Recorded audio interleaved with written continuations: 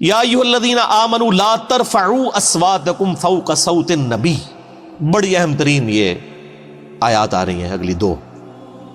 اے ایمان والو، اپنی آوازوں کو مت بلند کرو نبی صلی اللہ علیہ وآلہ وسلم کی آواز سے. وَلَا تَجْهَرُوا لَهُ بِالْقَوْلِ كَجَهْرِ بَعْضِكُمْ لِبَعْضٍ، اور آپ صلی اللہ علیہ وآلہ وسلم کے ساتھ اس طریقے سے اونچی آواز میں گفتگو مت کرو جس طرح تم آپس میں ایک دوسرے کے ساتھ کرتے ہو. آپ صلی اللہ علیہ وآلہ وسلم کا ایک پروٹوکول ہے،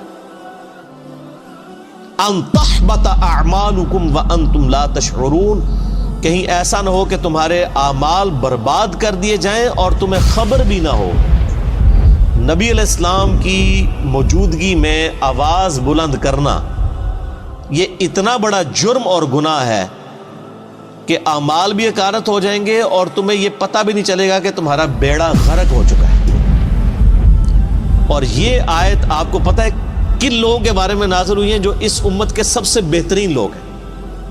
حضرت ابو بکر اور حضرت عمر رضی اللہ تعالی عنہما. یہ ان کو اللہ تعالیٰ نے دھمکی لگائی تھی. تو سر ہم اور آپ کس کھیت کی مولی ہیں سر؟ اس کے کانٹیکسٹ میں صحیح بخاری میں امام بخاری ایک حدیث لے کے آئے ہیں. اسی چیپٹر کی انہوں نے ہیڈنگ بنائی ہے، کتاب التفسیر چیپٹر میں صحیح بخاری میں، اور ایک حدیث لے کے آئے ہیں. اور حدیث کے الفاظ ہی بہت رقت انگیز ہے. عبداللہ ابن ابی ملیکہ تابعی کہتے ہیں قریب تھا کہ اس مخلوق کے دو بہترین افراد تباہ و برباد ہو جاتے،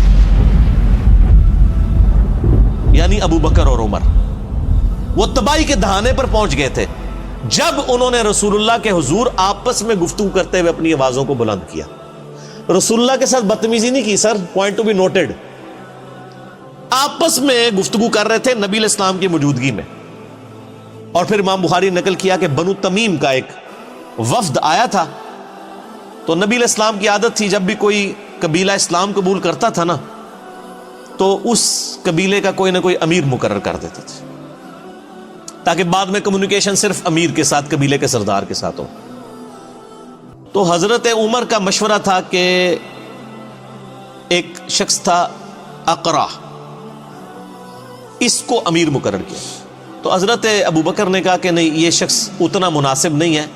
یہ جو دوسرا شخص ہے نا، قعقاع بن عمرو التمیمی، یہ بہت بہادر تھا، جس کے بارے میں حضرت ابو بکر کہا کرتے تھے نا یہ 1000 بندوں پہ بھاری ہے. اسی کو خالد بن ولید کے ساتھ جنگ یرموک کے لیے بھیجا تھا، اور قادسیہ کے لیے بھی بعد میں. قعقاع بن عمرو التمیمی. تو حضرت ابوبکر کا مشورہ تھا قعقاع کو جو ہے نا یہ امیر مقرر کیا جائے. تو حضرت عمر نے کہا کہ ابوبکر آپ ہر مسئلے میں نا یعنی میرے ساتھ اختلاف کرتے ہیں، میرا مشورہ جو ہے زیادہ مناسب ہے. بس آپس میں تلخ کلامی ہو گئی. نبی علیہ السلام بیٹھے ہوئے تھے، آیات نازل ہو گئی کہ نبی کی موجودگی میں آواز بھی بلند کی نا تو بیڑا غرق ہو جائے گا. اچھا، حضور کے ساتھ کوئی بدتمیزی نہیں کی آپ کی موجودگی میں. یہ آیات نازل ہوئیں تو اس حدیث کے الفاظ ہیں کہ حضرت عبداللہ ابن زبیر کہتے ہیں یہ آیات جب نازل ہوئیں تو حضرت ابوبکر، حضرت عمر جو ہے نا یہ تو نبی علیہ السلام کے سامنے اتنی پست آواز میں بولنا شروع کر دیا کہ آپ کو آواز سنائی بھی نہیں دیتی تھی. سرگوشی میں بات کرنی شروع کر دی. ڈر گئے سارے ایمان والے، ڈر جاتے ہیں نا. حضور کے ساتھ جب بات کرتے تھے تو سرگوشی میں، اور حضور صلی اللہ علیہ وسلم کہتے تھے اونچا بولو مجھے سمجھ نہیں آ رہی. یہ بخاری کے الفاظ ہیں. اتنا ڈر گئے. تو اگر نبی علیہ السلام کی موجودگی میں آواز بلند کرنے سے ابو بکر اور عمر کے اعمال برباد ہو جائیں تو نبی علیہ السلام جس بات کا حکم فرما دے اس حکم کی کو مخالفت کر دے، اس کا بیڑا غرق نہیں ہوگا. آج ہم کسی کو بتائیں کہ بخاری اور مسلم میں نماز کا طریقہ یہ لکھا ہے کہ نبی علیہ السلام رکوع میں جاتے وقت، رکوع سے اٹھتے وقت رفع الیدین کرتے تھے، اور تم بھی اسی طریقے کے اوپر نماز پڑھو. اور وہ کہ جی میرے بابا جی یہ کہتے ہیں، میرے عالم صاحب یہ کہتے ہیں، میرے ابا جی تہنج پڑھ دینے، تو اس کے اعمال بچ جائیں گے. اگر نبی علیہ السلام کی موجودگی میں آپس میں گفتگو میں آواز بلند کرنا تباہ و برباد کر دے گا اعمال کو، اور نبی علیہ السلام جس بات کا حکم دے رہے ہیں اس سے مخالفت کرنا اس سے 1 کروڑ گنا بڑا جرم.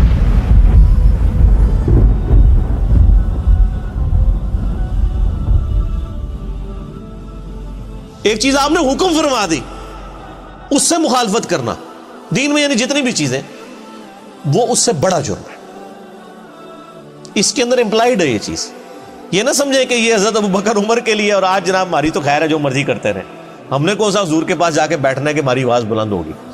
اسی آیت کے تحت تمام محدثین اور مفسرین لکھتے آئے ہیں کہ نبی علیہ السلام کی وفات کے بعد بھی قبر رسول کے اوپر آواز بلند کرنا اسی طریقے سے گستاخی ہے جس طرح کہ اس زمانے میں نبی علیہ السلام کی موجودگی میں. حتیٰ کہ صحیح بخاری میں موجود ہے, حضرت عمر ایک دفعہ رضی اللہ تعالیٰ عنہ مسجد نبوی میں, یعنی آپ نے دو بندوں کی گفتگو اونچی آواز سے سنی, آپ نے بلایا کدھر کے رہنے والے ہو؟ کہنے لگے ہم طائف سے ہیں. ان کا اگر تم مدینے کے ہوتے نا تو تمہاری کٹ لگاتا میں ادھر کہ تم رسول اللہ کی مسجد میں اپنی آواز کو بلند کر رہے ہو. یعنی اتنا احترام کروایا جاتا تھا, کیونکہ نبی علیہ السلام کی قبر مبارک بھی بالکل مسجد کے ساتھ ایڈجسٹنٹ, حجرہ عائشہ سلام اللہ علیہا. اسی لیے تمام مفسرین ایون ابن کثیر کو اٹھا کے دیکھیں, اسی آیت کے تحت انہوں نے لکھا ہے کہ یہ نہ سمجھے کوئی کہ نبی علیہ السلام جب تک دنیا میں موجود ہے, نہیں, آج بھی قبر رسول پہ کوئی شخص اپنی آواز بلند نہیں کر سکتا. اور آپ کو حیران کن بات بتاؤں, یہ سورۃ الحجرات کی آیات روضہ شریف کے اوپر آج بھی لکھی ہوئی ہیں. سر یہی دو آیات, آیت نمبر 2 اور 3, یہ لکھی ہوئی ہیں روضہ شریف کے اوپر, ایگزیکٹ جالیوں کے اوپر. جب حضرت ابوبکر عمر نے نبی علیہ السلام کے بارے میں اتنی احتیاط شروع کر دی نا, تو پھر اگلی آیات بھی نازل ہو گئی. ان الذین یغضون اصواتهم عند رسول اللہ, بے شک وہ لوگ جو اپنی آوازوں کو دھیما رکھتے ہیں رسول اللہ کی بارگاہ میں. اولئک الذین امتحن اللہ قلوبهم للتقوی, یہی وہ لوگ ہیں جن کے دلوں کو اللہ نے پرہیزگاری کے لیے چن لیا ہے. یعنی پرہیزگاری کا کرائٹیریا ہے تعظیم رسول صلی اللہ علیہ وآلہ وسلم. جو جتنا آپ صلی اللہ علیہ وآلہ وسلم کی عزت اور توقیر کرنے والا ہے وہ اتنا ہی متقی اور پرہیزگار ہے. اگر حضرت ابوبکر اور عمر رضی اللہ تعالی عنہما کی تقوی کا ٹیسٹ رسول اللہ کا ادب ہے, تو سر پھر ہم لوگ پھر کس کھاتے میں آتے ہیں؟ اور یہ جو کچھ آج ہو رہا ہے کہ ہم لوگوں کو کتاب و سنت سے تعلیمات بتاتے ہیں اور لوگ اپنے بابوں کے شعر پڑھنا شروع کر دیتے ہیں, بابوں کی کتابیں لے کے آ جاتے ہیں. یہ کیا گستاخانہ رسول نہیں ہے؟ یہ بھی اسی لیول کے بلکہ اس سے بڑے گستاخانہ رسول ہوں گے کہ اگر یہ نبی علیہ السلام کی موجودگی میں آواز بلند کرتے, وہ چھوٹا جرم ہے اس مقابلے میں کہ آپ کوئی حکم دیں اور آپ کہیں جی میں نے تو اس پہ نہیں چلنا, میں نے تو اس چیز پہ چلنا. بہت بڑا لمحہ فکر. اسی کے تحت بخاری میں ایک اور حدیث ہے, ایک صحابی کی نیچرلی آواز اونچی تھی. جب یہ آیات نازل ہوئی نا, انہوں نے مسجد میں آنا ہی چھوڑ دیا, سر گھر بیٹھ گئے. نبی علیہ السلام نے پوچھا 3-4 دن ہوئے وہ بندہ نظر نہیں آ رہا, پتہ کرو بیمار ہے کیا ہے. پتہ کرنے گئے تو انہوں نے کہا جی میرے قرآن میں تو آیات نازل ہو گئی کہ جس کی آواز بھی بلند ہوئی تو مارا گیا, تو میری تو آواز ویسے ہی اونچی ہے, تو میں تو پھر وہاں پہ گیا تو میرا تو بیڑا غرق ہو جائے گا. اور وہ یہ سمجھ رہے کہ میرے بارے میں نازل ہوئی ہیں, انہوں نے خود ہی ایزیوم کر لیا. نبی علیہ السلام نے پھر پیغام بھجوایا کہ وہ مومن ہے, اس کی آواز نیچرل اونچی ہے, اس کو تیرے بارے میں مسئلہ کوئی نہیں ہے. یعنی ان کی نیچرل آواز تھی تو ان کو بینیفٹ آف ڈاؤٹ دیا گیا کہ یہ اونچا بولتے ہیں, وہ علیحدہ معاملہ ہے. یہ ان لوگوں کے بارے میں یعنی کہ آپ اسلام کی موجودگی میں جو جان بوجھ کے کوئی جھگڑا کر کے آواز بلند کریں, اس طرح کی صورت ہے. ویسے اگر کوئی بولنے میں ویسے جس کی آواز بلند ہے تو اس کو بینیفٹ آف ڈاؤٹ دیا گیا, یعنی یہی دین فطرت ہے نا. تو بار صحابہ کرام کو آپ دیکھ لیں, اللہ فرماتا ہے ان کے دلوں کو ہم نے تقوی کے لیے چن لیا ہے. جو رسول اللہ کے حضور اپنی آوازوں کو پست کرتے ہیں, لہم مغفرۃ و اجر عظیم, ان کے لیے مغفرت بھی ہے اور بہت بڑا اجر ہے. جو نبی علیہ السلام کا ادب کرنے والے لوگ ہیں, آپ علیہ السلام کی بارگاہ میں مؤدب بن کے بیٹھتے ہیں. رسول اللہ علیہ وسلم کا ادب آج بھی اسی طریقے سے.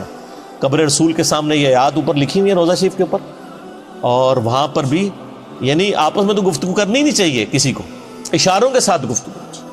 اور آپ دیکھیں وہاں پہ جو لوگ یعنی انہوں نے لوگ کھڑے کیے ہوتے ہیں نا, یعنی وہاں پہ شرطے عرب حکومت کی طرف سے, تو وہ باقاعدہ یعنی لوگوں کو اشارے سے سمجھا رہے ہوتے ہیں, وہ اپنی آواز نہیں وہاں پہ نکالتے.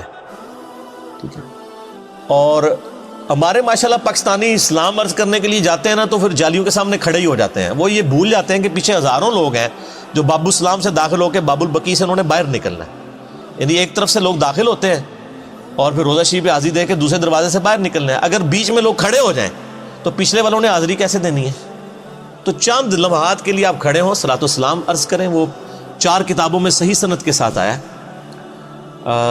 المصنف ابن ابی شیبہ میں، اور الموطا امام مالک میں، سنن الکبریٰ البیہقی میں، اور فضل الصلاۃ علی النبی میں، اور مصنف ابن ابی شیبہ کا نمبر بھی مجھے یاد ہے 11793 کہ عبداللہ بن عمر جب بھی قبر رسول پہ حاضر ہوتے، جب کبھی بھی سفر کا ارادہ کرتے یا واپس آتے تو پہلے مسجد نبوی میں 2 نفل پڑھتے، پھر روضہ شریف پہ آ کے عرض کرتے السلام علیکہ یا رسول اللہ، پھر السلام علیکہ یا ابا بکر، یعنی ساتھ ابو بکر کی قبر کے اوپر رضی اللہ تعالیٰ عنہما، اور پھر سیدنا عمر کی قبر کے اوپر السلام علیکہ یا عمر، اور بعض روایتوں میں آتا ہے السلام علیکہ یا ابتا، میرے باپ آپ پر سلام ہو۔